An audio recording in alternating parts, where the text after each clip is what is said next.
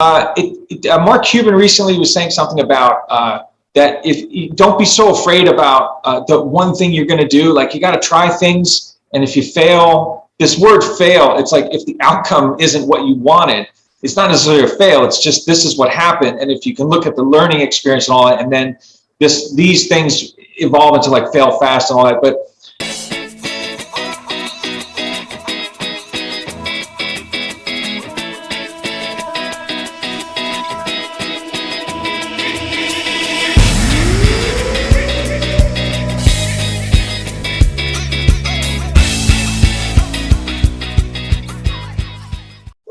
Thank you so much for tuning into Journey with Christian D. Evans podcast. I'm your host, Christian D. Evans. And guys, we have someone very special on today because we're talking about the master gig economy, right? We've all heard of producing and developing and creating incredible amount of, income streams, but much more than that is about going out there and deploying an effective gig economy, a gig, side income, right? Definitely with COVID that happened, guys, it's always good to have a plan B, right? And I don't think that's a bad idea. And guys, this man is a multiple business founder and owner, a best-selling author, and one of the most outspoken thought leaders in entrepreneurship and the gig economy. His most recent book, Master the Gig Economy, is a top-selling success guide on Amazon for freelancers, young founders, and entrepreneurs around the world.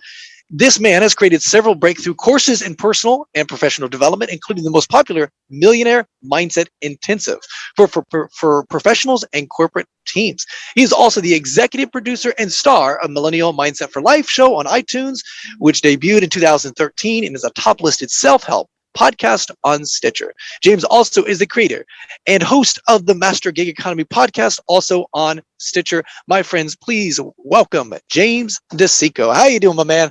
I'm doing well. Thank you so much. Wow, that's an exciting bio. I don't know who put all that together, but yeah, so exciting to meet that guy, right? Well, so am I, because I have him on our podcast, and man, I'm really excited about diving into it. And so real quick though, before we dive into kind of like, why it's important and things like that, but it's really, where did this mindset come from, right? Obviously, where did you start seeing the lights were kind of hitting you and like, okay, you know what? There's something here and we need to focus on this, and I need to write a book about that. Yeah, it's a great story, and I'm happy to share it. I remember my first, I have friends that are into public speaking and everything. They say you should come down to Toastmasters, right? And speaking chops and whatnot. Okay, so I went down there, and there's like they have these rules about this and that and the 7 minutes and whatever it is. But I told this story. And the timer girl was like, she's sitting there looking at the clock, and the other one, they're all like this panel, but they were all just mesmerized at the thing, and they forgot about the time, which is the ultimate in speaking, right? When people are just engaged. And the story I told was how in the mid 2000s, I mean, look, Mark Cuban recently was saying something about that if you don't be so afraid about the one thing you're going to do, like you got to try things, and if you fail. This word fail, it's like if the outcome isn't what you wanted, it's not necessarily a fail. It's just this is what happened. And if you can look at the learning experience and all that, and then these things evolve into like fail fast and all that. But what happened is I got very, I was very, very aggressive in the early 2000s with the real estate, and I was seeing houses go up and going for sale and being sold in a very short amount of time, and I wanted to jump into that. But what ended up happening is I leveraged things very extremely. I saw my net worth rise to north of millions of dollars in a very, very short amount of time. And then when the economy turned, the whole Big Short thing, if you remember, Steve Carell is driving through Florida and the whole like, oh, it's just a gully thing. That was me. That was part of that was me, like going, oh my God, and I'm on the treadmill and they're like talking about it, but things were going so bad, and it gets overwhelming, when you've got some big forces, banks and whatever that are coming at you, and it's one thing to leverage on paper, but when you owe, they want the real money, and I don't know. One day I was just feeling really bad, and I went into I had a little production studio in my house for voiceovers and whatnot. And I just went in there and I started just channeling this stuff and improvising and talking about these kind of, I don't know, these theorems, these axioms of like, life or something. And I just spilled it all out. And then I went back and I just kind of chopped it up a little bit later And that was the very core of what became the Millionaire Mindset. And oddly enough, that audio content, years later, when I actually got involved working with Tony Robbins and all that, and the events and everything, and then looking at the stuff he was talking about, I was like, oh, I was already talking about it. So somehow I tied into this universal truth somehow. Again, it was just channeled. It wasn't me. I don't know. I just wanted to not feel bad and do something else. And but that was the core of it. That's what got it started, was like just in a very, very dark and bad moment that it's really emotional. Like you put meaning on stuff like, oh, this is bad. And it might really be bad. Like, we're going to have to pay for all this, or I've lost my income, or whatever it is. And you kind of have to take it down to a base level, literally. You say, the whole thing about gratitude, we see a lot in the space today, and it's like, okay, I'm grateful for this and that, but we're still bummed out that we're not getting this, or we lost this other thing. But if you can say to yourself, like, look, basic stuff, and we're just living here, right, on the planet. I'm breathing. I'm mobile. I can walk, like I can move around and stuff, like all the basic things about your existence that you can be grateful for, because that means another day of possibility, and you can do things, you can do something, and you kind of work your way up from there. Definitely for people who are out there right now, maybe feeling pretty bad or freaked out or challenged or whatever it is that's going on, it's like, look, you'll never be able to figure it out in a bad state. Like, your body needs help. You got to get sleep. You got to get water. You got to get nutrition. And it sounds really dumb. And when you're in the midst of it, you're like, I don't care about that. I got to deal with this. Got to deal with this. It's like, you have to take care of yourself first. It's the whole airplane thing. When the masks come down, they say, put it on you first. It's in the book.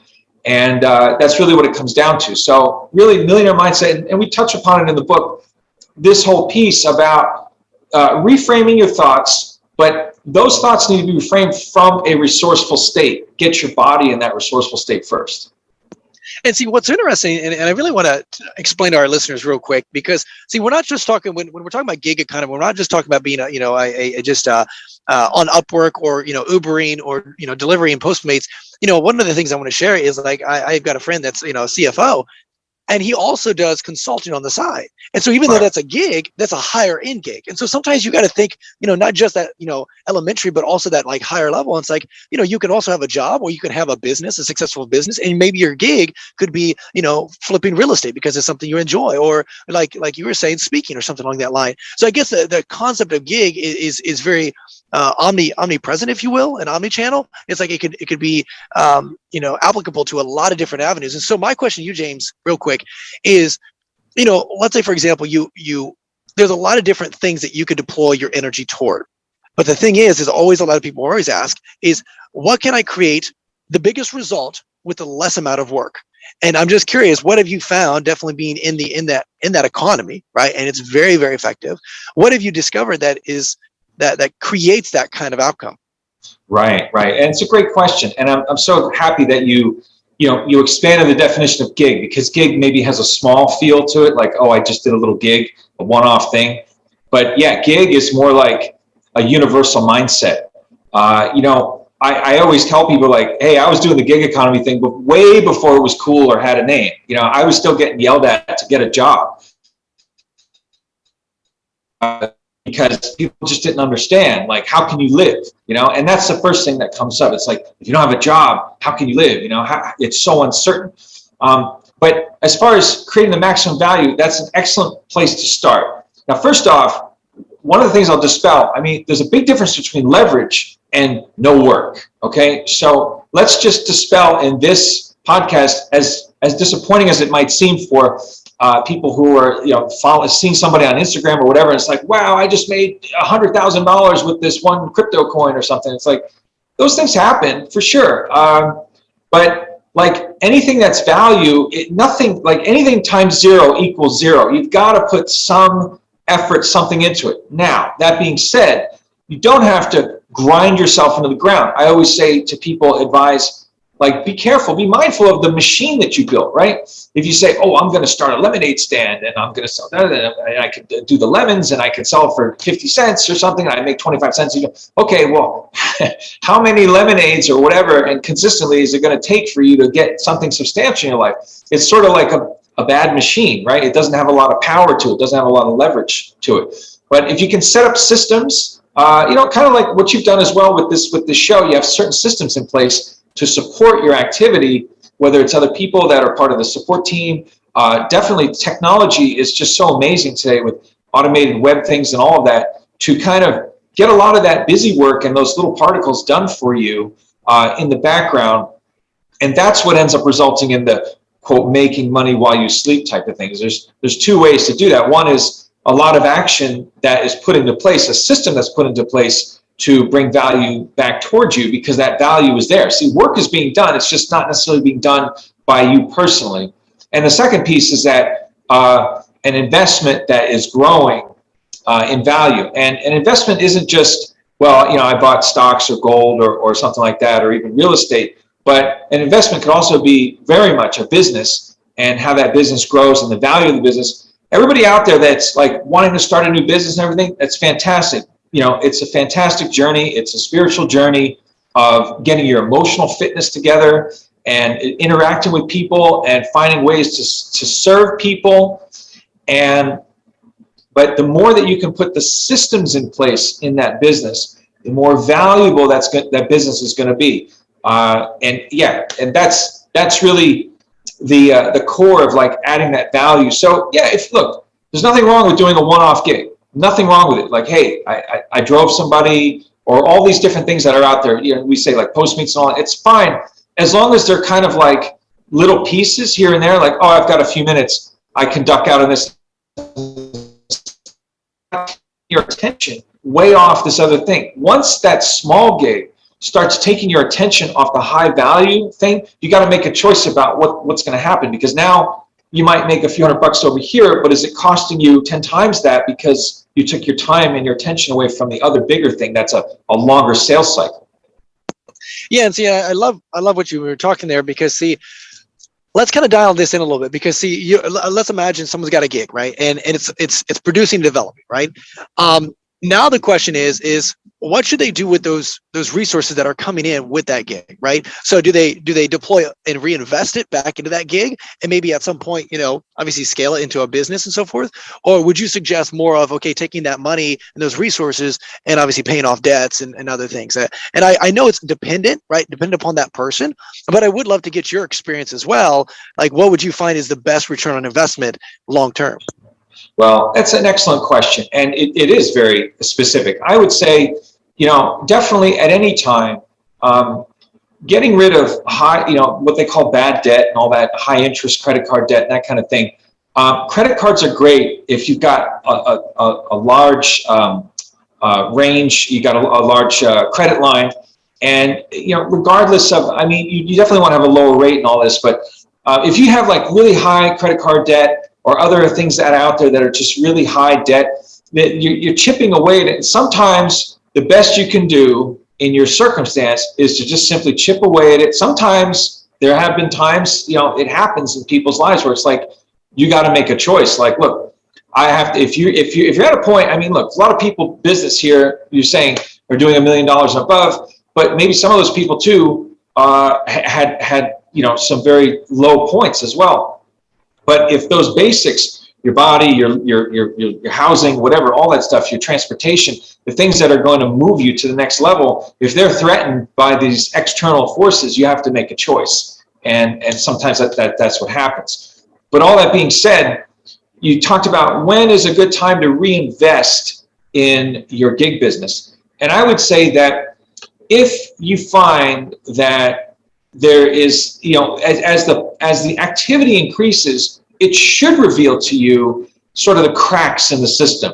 Like, I'm spending a lot of time on this part, or here's where the choke point is like this thing. And maybe if you could put some resource towards that little piece to open it up even further. Like, for example, in Beach Coders right now, we're developing this software piece that's handling an administrative pinch on the flow, the transactional flow. That's going to, not only is it going to relieve that for us, but it actually opens up the opportunity for, it really opens up the expansion piece. And so that's worth, getting into but not right at the beginning. A lot of times people, we've seen that, the analysis paralysis and all that overthinking stuff. Like if you have a smaller thing that's just kind of getting off the ground, it's okay to be a little analog about it and a little onesie twosie. It's okay, because the economy is scale. I'm sure people here know about the thing of concept of diminishing returns, right? So if I don't know, let's say I rent an office space for an economic activity, a business activity, and then it's like, well, I'm going to expand. I'm going to get another office space. I'm going to another office space. And before you know it, these office spaces and the personnel or the services or whatever it is, the overhead is starting to really cut into the profits. And it's like, this is not like we're on the wrong trajectory here, right? It's going the wrong direction. There's two pieces in growing a business. It's not just getting more customers and increasing your revenue. The other piece that's overlooked is efficiency and lowering the cost. That's how you compound that gain. If you want to get that hockey stick thing, it's like, yeah, we've increased our revenue and we've lowered our costs. Very, very important concept. Well, see, I appreciate you diving into it at a micro level, because see, one of the things that I've realized just from analyzing a lot of this, is whenever you get into some sort of gig of some sort, right? You could be, and again, like it's not that micro, a smaller thing. It's, hey, you could be making $100,000 on side on top of your job, right? E-commerce businesses, Amazon, all sorts of fun stuff, right? There's so many different opportunities. But I'm just curious, in your perspective, what is the best way of finding the most optimal gig, if you will? So like, let's say, for example, you got a CFO, right? Or I should take a personal example. I got a friend of mine that's a pastor, and he's a doctor, a PhD, so forth, theologian, and he wanted to then get into stocks, something that's totally irrelevant than what his niche is. And I told him, why don't you just go ahead and create a course, $997? You've got all this content of many, many years, record yourself teaching, and then just sell that. Now, all of a sudden, he's got something on top of it, but it's in his lane. So I'd love for you to kind of talk about, like, when people are listening, what's the proper way of getting, staying in your lane, but also kind of pivoting into, developing your own, kind of finding that gig, if you will. Yeah. And I love all the quotes and stuff. I mean, Steve Jobs quoted it once as saying, we only have so much time. We're only going to get so much time in our lives.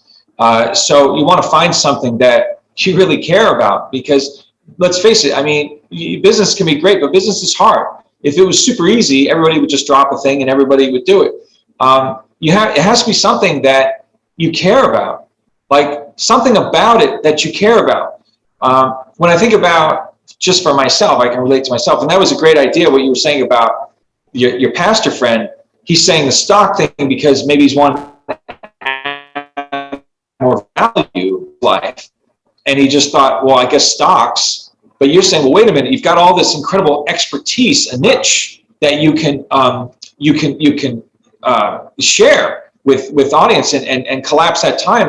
And that's something he cares about, and it's very easy for him to talk about it. So that's an excellent suggestion. And yeah, he probably, at least from the beginning, would do a heck of a lot better than trying to hunt and peck on stocks and everything. I mean, that's a whole nother thing about even the greatest minds in the world trying to pick stocks and beat the market and all that stuff. There's a lot of information out there about that. But again, like for myself, when it comes to the personal growth and development piece, it's so important. And it's amazing to me how in the recent years, this whole thing about emotional intelligence, they come up with all these new terms for the same kind of thing. That years ago, I made a decision that being able to manage my own emotional piece, which is a daily practice, by the way. You don't just get there. It's a daily practice, just like everything else. A daily practice, even reiterating the same information. Listen to the same information, read the same information again. You're like, oh, it's like watching a movie again and seeing something else in it. And building a business and getting revenue is, you only get money from other people, right? We get money from other people. And so we better get really good, really great about interacting with people, serving people, providing value to people. When we talk about the thing with Beachcoaters, back to one of my businesses, it is about that personal service thing and about really helping people and adding that layer. Yes, it's rooted in a technical thing. It's sort of like that's the talisman, like that's the the excuse for going. And yes, it's very useful, but this whole mental mindset thing that's going through it is something that sets us all apart.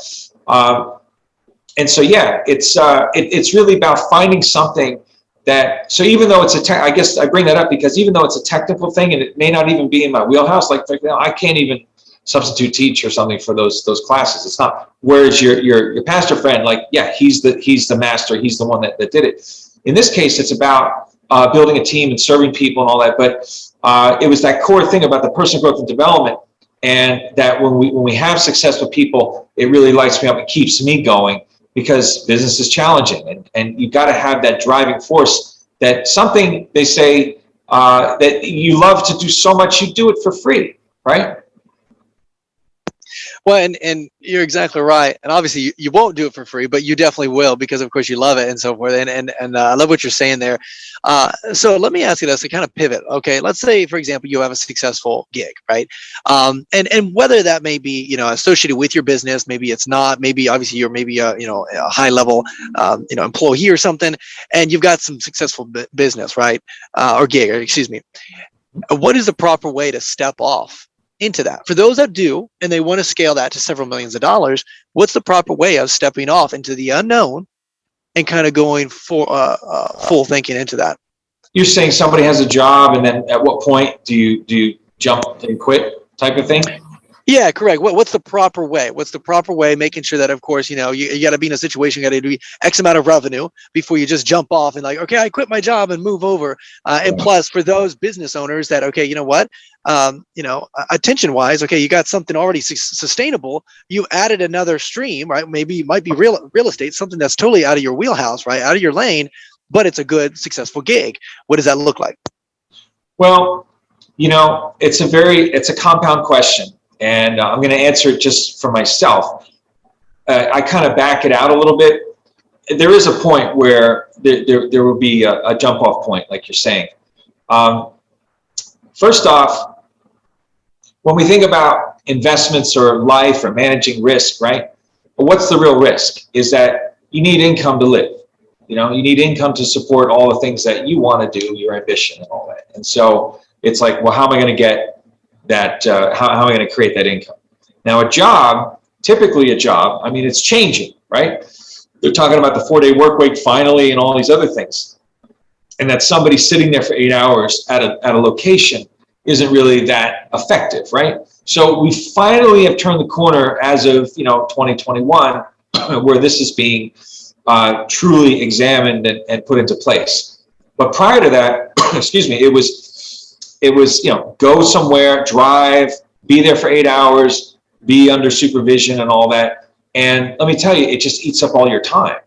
And then when you're done with the day, and now you're home, you want to eat and you want to just relax. Like, it's very, very difficult to do another thing and build another thing and take even more time away from your family, whatever. It's just really where your core values are. For myself, I always put a value on, how can I add something in, but continue to maintain my time, my freedom, right? Because the whole reason we're working, you would think, I mean, it's that you want to create some kind of an experience in your life, right?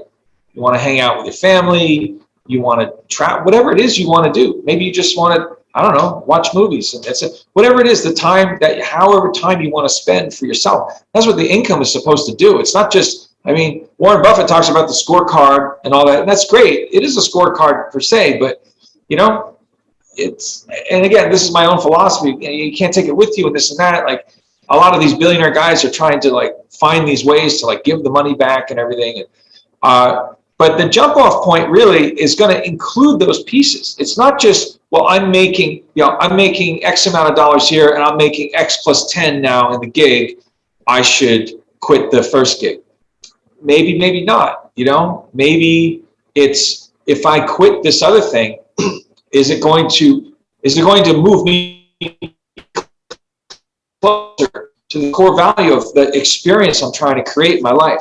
I just think that's so important in how people go through business. There's untold stories of individuals that, they spent all their time. Now, another concept that's come up recently, which is great, is that they're throwing out finally this concept of work-life balance, right? I'm really happy to see that, because again, I've been doing it for decades. It's not work-life balance as if I do this and then I keep it balanced, like, the bad with the good or something. It's work-life integration, and that would be far more of a deciding factor about when to pivot into something else or drop off something else. That if it's, you got your Pareto, that's 80-20 thing and all that, but really that's a great weight for me. It's like, if I don't enjoy, if it's starting to feel like a distraction and the value of it is not that great, it might be time to just end off on that piece. And you don't have to throw the baby out with the bathwater either. Sometimes it's just like, I'll still do this other thing, but I'll only do it in this way. I'm going to minimize my exposure to it. I'll only take this type of client, or I'll limit it to 5 clients a month or something like that, and just set it up so that it's serving you so you can stay passionate about it, give the value, provide the value. Because believe me, the marketplace will definitely respond if you don't care anymore. Like, if you don't care about your business anymore, the market gets it, and it's just a slow, spiral down. So, well, it's funny that you say that, because there's so much truth into that. It's really asking yourself the right question, what I've discovered, and putting constraints in your life, right? And I was literally on a conversation literally right before this, and I was, he's built an incredible business and stuff like that, and he sold it, and so then he's trying to figure out to develop his personal brand and stuff. And what he was doing is, I want to do this, I want to do this, I want to do this, I want to do this. And I said, what do you truly desire, right? Because you don't have the attention and the bandwidth to focus on every aspect. So you're not able to. So put constraints and say, what are the top 2 things you want to do? And so in your book here, and I thought this was really cool, because you kind of explain this in this, one of the reviews, he says, in this great book is not only how to make money through passive income possibilities, it goes much deeper, that is you, into helping us reposition our own lives and rearrange them in the most creative and pleasant way, which is kind of pivots right into what we're talking about. In restructuring our life, not what do I want to do for the rest of my life, but how do I want to live? And then obviously find the vehicle that gets that result. And so I'm curious, because of the gig economy, that's helped a lot of people facilitate that, right? They're able to go and travel. I mean, gracious, I meet so many people that, oh, where are you at? I'm in Germany. And, you're making 40,000. You have an international team, right? There's just a ton of opportunities now. And I love for you to kind of expand upon that a little bit, and why that's so deep rooted for you. Where did that come from? As well as, like, what do you see in the future here coming, 2023 and onward? Well, you're saying, why is that the structuring your life thing so important? Is that what you're asking? Like, why is that so deep rooted for me? Or yeah, why is that for you specifically? Like, what happened that allowed you to say, I want to drive this. I don't want to be that corporate America, kind of thing, right? Rise the ranks and sacrifice my life for everything. And reality, you get up to the ladder, you're like, man, I don't want this, right? Maybe you made all the money, but you don't. So I'm just curious, where did that come from? What was that driving force? And then, as well as, like, what does that future look like? As the industry. Absolutely. Well, I'll tell you, I think what was the driving force for me in my own personal life is that I kind of did both. I mean, went to school, did the thing, and when I got out of school, it was like, okay, you get a job. That's just what you do. You kind of get, and today it might be totally different, but for me at the time, it was like, there wasn't a lot of this, instant access internet. And it's not like I'm that old. It was just all this stuff. Facebook only really just came online in 2007. People forget. They think it's always been there. But I guess I've had the privilege, maybe. It didn't feel like a privilege at the time, but I've had so many disruptions where things just ended.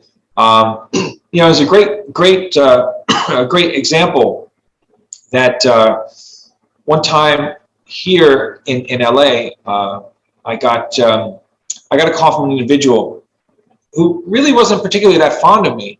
And he said, well, I got this offer for this thing, and I think it would be great for you, and whatever, almost like derisive.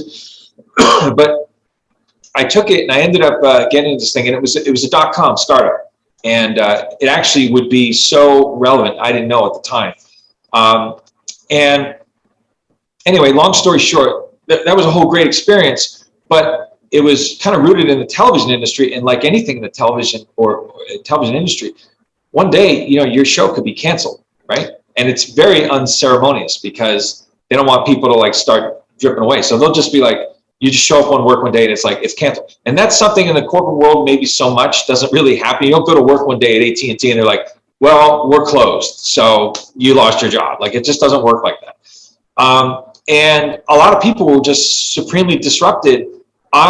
Because I had this sort of like disruptive thing, I sort of was like minding my overhead and minding things along the way. And I was able to actually parlay that and spin it back into my favor. It was like, okay, we're out, but then I go back to the company. I had spec'd a bunch of specialized equipment and stuff that was actually very advanced in the industry at the time, and be able to buy it from them at pennies on the dollar. They like auctioned off all the stuff. And now I was positioned to pivot into this next realm where I was already like ahead of the curve. But it really, really comes down to that when you go through these things, there's a concept in the book. It talks about the difference between playing not to lose and playing to win. It seems kind of counterintuitive or almost like the same thing, but it's a very, very, very different mindset. When you're playing not to lose, you're coming from a place of lack, from fear, saying, I better be safe, just in case, and all these things. And that's cool. Look, you want to have certain backstops, as they call it, for certain things in life. And we all carry car insurance, for example, right? I mean, but when you're playing to win, it includes the playing not to lose, but it's a forward motion type of thing. And so whether you want to call it the four-dimensional chess or all that, it's really not that complex. It's just like, look, I'm trying to live and I'm trying to build a certain lifestyle. And it comes back to experience. When you understand that owning all these things may or may not be what it is that you really want.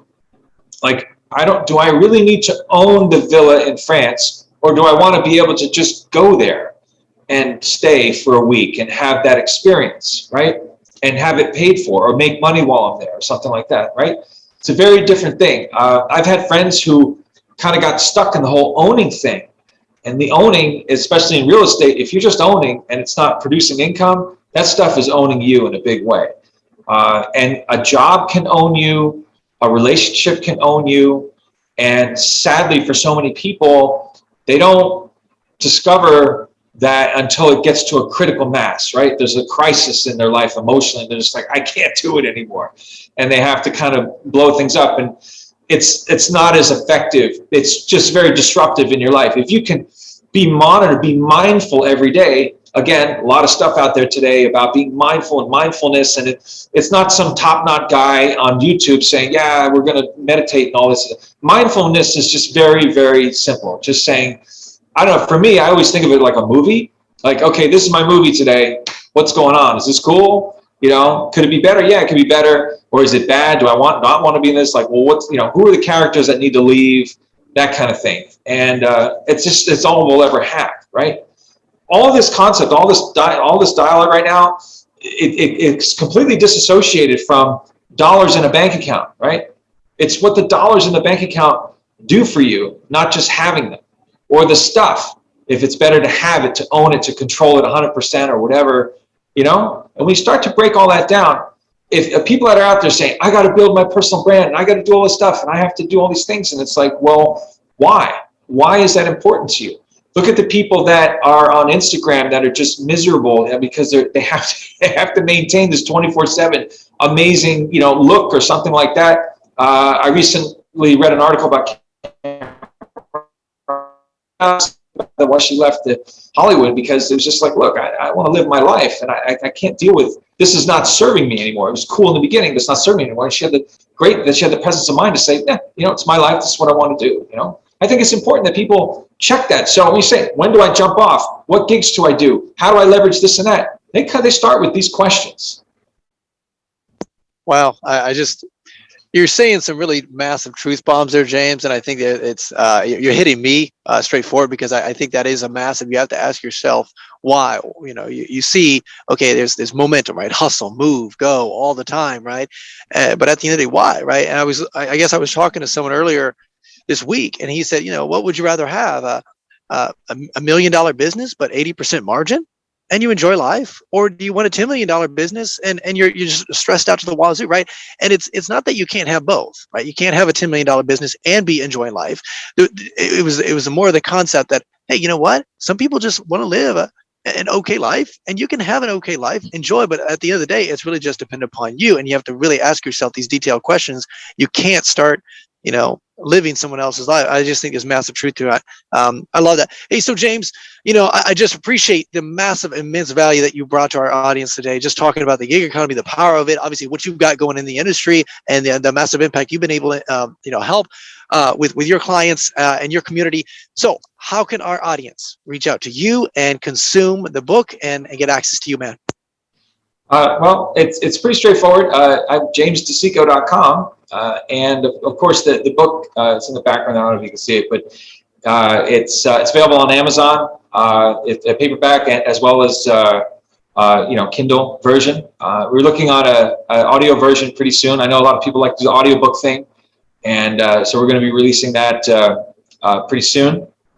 Yeah, and everything's available there.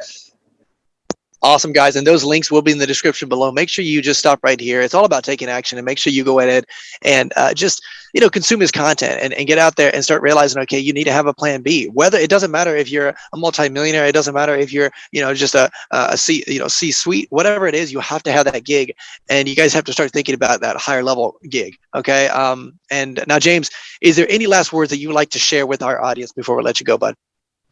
Yeah, absolutely. I would say that, that the highest value any of us are ever going to have in this life is our time, and what happens during that time.